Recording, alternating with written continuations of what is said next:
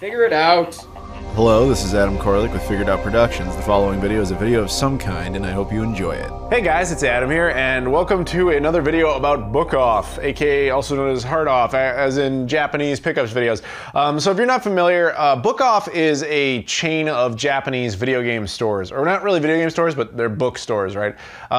The off thing, there's a whole bunch of them. There's Hard Off, which you guys will see a separate video on because there's a lot of great video game stuff that comes from there. But they also have a bunch of others like House Off and Hobby Off and Liquor Off and Garage Off. Like there's a whole bunch of the damn things. But so basically what happened is back in March of 2018, I was sent to Tokyo for a few days. And I made the most of that time there by hitting up as many Book Offs and Hard Offs as I possibly could, just because they usually have a lot of really great video game stuff in there because they're not really video game stores, they're just kind of all-purpose entertainment stores, and a lot of the Japanese will basically dump their stuff in there after they don't want it anymore. So that can be both really good and really bad. This is some tips for you in case you ever go to Japan. If you ever go there, there's a lot of book offs, like a lot. Like they have the prevalency of Starbucks. You know, they're at almost every single train stop, and then they're also just intermittently, you know, dispersed throughout all over the place.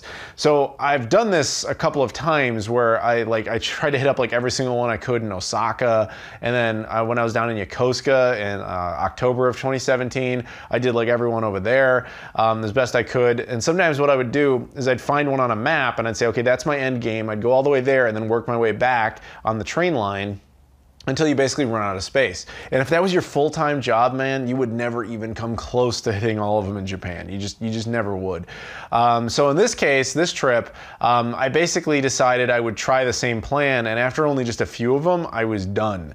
Book offs can be kind of a hit or miss type of situation because, as I said, a lot of them are at train stations, which means they're in populated areas, so a lot of them get picked clean. Meanwhile, what you want to do is try and find the top of the mountain ones. I use that expression because my buddy Fox came up with it. Basically, when we were together in October, he and I found this one down in Yokosuka that's very isolated. It's basically literally on top of a mountain and part of a community there. So it's the only one they've got. So to get to it is not easy. There's no train station nearby. You know, having your own car, not super prevalent, at least for, you know, tourists like us.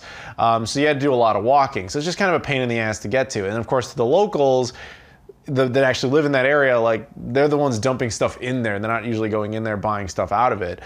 So as a result, you can come up away with some serious treasure, which did happen. But then of course there was also the normal book offs and hard offs that I went to where you just find the normal things. So yeah, if you ever want to go to Japan and check out Book Off, I highly recommend doing it. Book Off also, interestingly, does exist in other places. There's a few in the US. There's one in Manhattan in New York. I've been to that one. There's a few in California I've never been to. There's a few in Hawaii I've never been to. There's one in Paris, which I accidentally stumbled upon, which was kind of funny. And so I've been to that one. But yeah, for the most part, it's Japan. So that's a couple of pro tips there for you if you ever go to Japan and you want video games. Go to Book Off and Hard Off. But anyway, enough of that shit. Let's talk about some of the stuff I actually picked up at Book Off. And I picked up a whole bunch of stuff at Hard Off, and that'll get a separate video. So moving on. First thing I got, well, not actually the first thing, but the first thing I'm gonna show you, is a game for a platform I never buy games for. This is, honestly, I don't even remember the name of the game. I'll put it up in the description there, or the title right there. I'll put it on the screen. This is a Neo Geo Pocket Color game. The only reason I picked this up, other than the fact that I just have a Neo Geo Pocket Color and not enough games, was that it was very cheap. It was in the junk bin. It was like 100 yen, and I was like, you know what? I'm gonna save this game. 100 yen, that's less than $1. I'll totally do that. So it's good to pick up another game for that platform. Funny thing though, this was literally the first thing I picked up. This was almost, it wasn't number 1 on my hit list. It was like number 3, but I really wanted this, and you guys will probably laugh because it's not that interesting. Tetris for the Famicom. Now this is not rare by any stretch of the imagination. This is pretty much the definition of a common. But the reason I wanted this was I actually watched my buddy Norm, the gaming historian. He did a video about the history of Tetris on consoles, and I didn't know this. This is the first consoleized version of Tetris ever. It was basically released in Japan for the Famicom with what they believed was authorization to make it, but really they didn't have authorization to make it.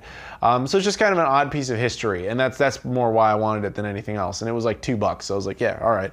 And then I later found it even cheaper. I mean, it is a common. So I basically paid $2 and I was overpaying for it. So either way, still cool to have though. Now, moving on, you'll notice that you see stuff that's not very modern, as in no PS4, Xbox One, or Switch stuff. When I went into this, I kind of thought, hey, I'm gonna go pick up a bunch of Switch exclusives, because there's a whole bunch of them in Japan right now, and I should totally get those. But then I kind of thought about it a little bit more. Not only are they more expensive because they're newer content, but they're also annoying because a lot of them seem like they're going to be exclusive and then they get released here later. That, and I knew I was going to be going back to Japan very shortly, so I was kind of like, maybe I'll wait for price cuts and stuff on the ones that obviously won't be brought here. Point I'm making is I didn't really focus on newer content. I focused more on retro stuff because the line in the sand is drawn. We know exactly which games came out and which ones didn't. So with that logic in mind, one of the platforms I was kind of looking at a lot was the N64. If you've seen my previous Japanese game hunting videos, you'll know there's something like 80 N64 exclusives in Japan, and I had managed to, believe it or not, rustle up so like 65 of them or so. Like, I have the vast majority. So I was like, maybe I can chip away at that list and see if we can get all the way done. We can either finish it or get very close. Didn't finish it, but I did manage to get quite a good chunk of them. First up, I got Dynamite Soccer 64, J-League Dynamite Soccer 64. Something 64, I don't know, it's got fish on it, I'll put the name right there. Something Jinsai 64, cool little racing game actually. This one was probably the heavy hitter of the whole thing. It was the only game on this table that I paid any real money for. Real money being like $20 US, but this was I was glad to find it. Neon Genesis Evangelion, which had an N64 game in Japan only. So I don't know anything about the game itself, but yeah, I knew it was worth more than I paid for it, so definitely cool. And that was the case with most of these, but, well, actually all of these, but in some more extreme cases than others. Also, I got this, I have no idea what the actual name is. Again, I'll put it right there. Something 64. This one was interesting because it actually came with the box, which I had actually been actively avoiding because finding Japanese N64 games in the box is surprisingly not that hard. But I really don't want the boxes. I don't collect the boxes. They're just more of a size irritant. The only reason I made an exception in this case is because I never saw this game before or since. And online, it was substantially more than the price that Book Off wanted. They only wanted 500 yen for the whole complete thing, which is basically like $4.50, you know, around there. So I was like, yeah, all right, fine, I'll do that, and then I'll just have the box somewhere. So there you go, I got 5 N64 games off the list there. I also applied the same logic to the Gamecube. Again, they had a whole ton of exclusives in Japan that North America and Europe never saw, and same deal. They're pretty cheap right now. People aren't really collecting Gamecube over there. So I thought I would strike and get as many of them as I could. So I had my list, and I focused on it.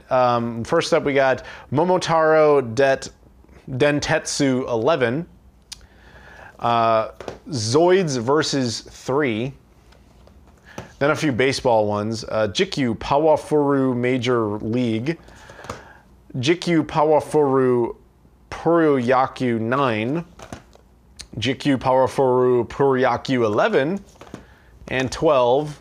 We got a whole bunch of them. And then we got Muscle Champion Kinekuzima no Kessen, Battle Station DON, or Battle Stadium DON.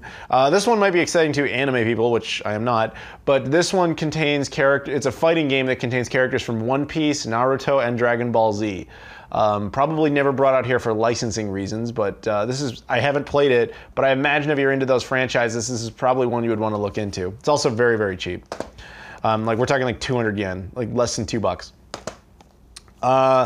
Far East of Eden 2, Manji Maru, Homeland, and then the prize, the real jewels here. I was very happy to find these, one in particular. So over there, Hudson did 4 basically TurboGrafx 16 or PC Engine remasters, not just like, you know, ports, but like full-on remakes, kind of like the Sega Ages project, where they took some of their original games and kind of remade them. And they did it for the GameCube. And there was like Volume 1, Volume 2, Volume 3, and Volume 4.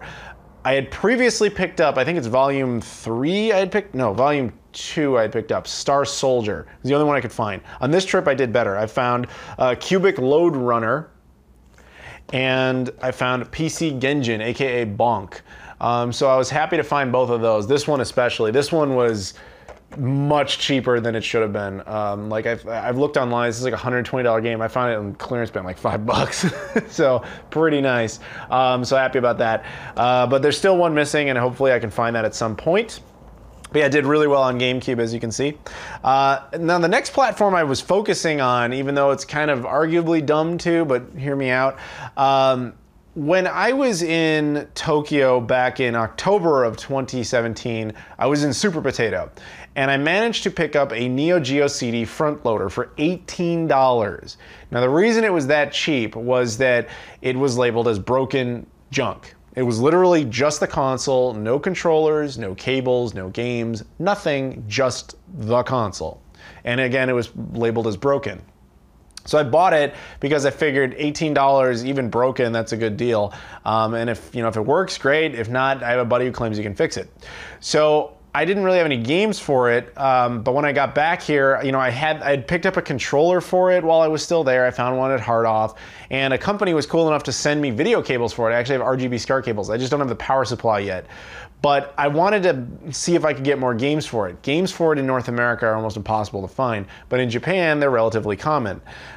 So I was like, all right, I'll just go pick up a bunch of them while they're cheap, because maybe I'll build some sort of collection there. Oddly, I really didn't have much luck with that this time. Every store I went into, Geo CD was pretty slim pickings, but I did manage to get a couple. I got Baseball Stars 2, and I got Last Blade 2, which is actually a pretty cool game that was also on the Dreamcast.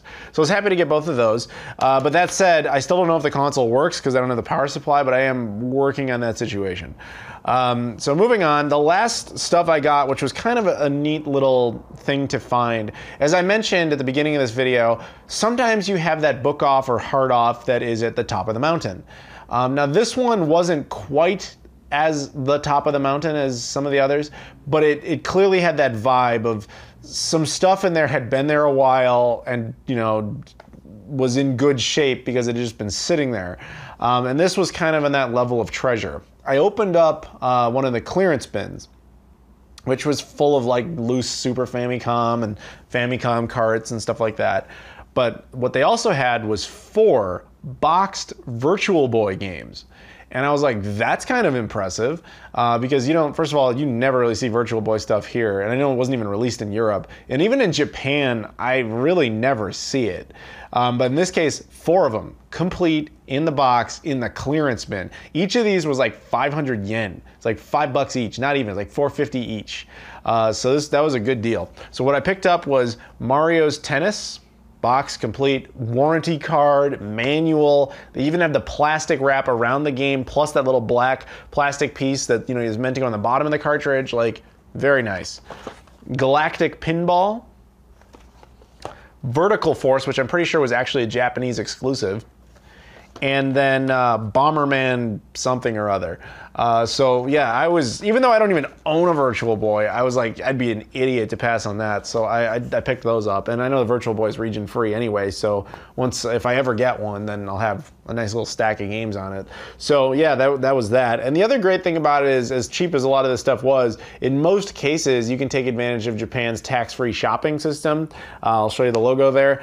Long story short, if you see that logo, that means the store will offer you a tax-free option if you're not Japanese. So I could give you the details, but basically the short version is as long as they have that logo, you show them your passport and you say tax-free, and they'll fill out a whole bunch of paperwork, and they'll either not charge you the tax or they will give you the money back in cash as long as you exceed a certain financial threshold, which is usually about 5,400 yen. And that can be a nice big savings in a lot of stores. So there you go. So I want to thank you guys for watching this. Make sure to stay tuned to my Hard Off video, which will have way more stuff and a lot bigger things too. And yeah, I hope this was helpful, or at least interesting to people. I do apologize for the lack of actual book off footage in this video. There is a reason for that.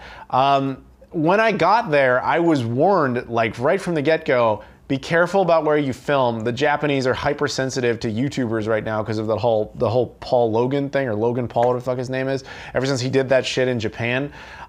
So as a result, they were like, don't film much, and if you do, be really, really incognito about it. So I do apologize for that, but yeah, it's still, I got cool stuff that hopefully you enjoyed seeing that. So anyway, thank you guys for watching, and I'll see you all later.